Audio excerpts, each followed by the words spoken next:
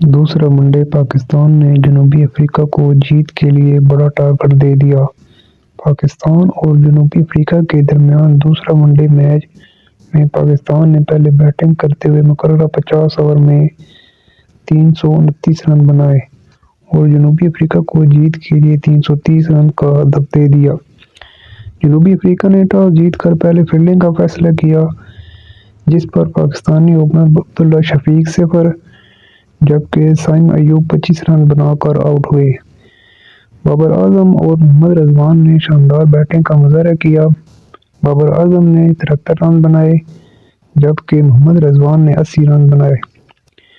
دونوں کھلاڑیوں نے ٹیم کو ایک مضبوط بنیاد فراہم کی۔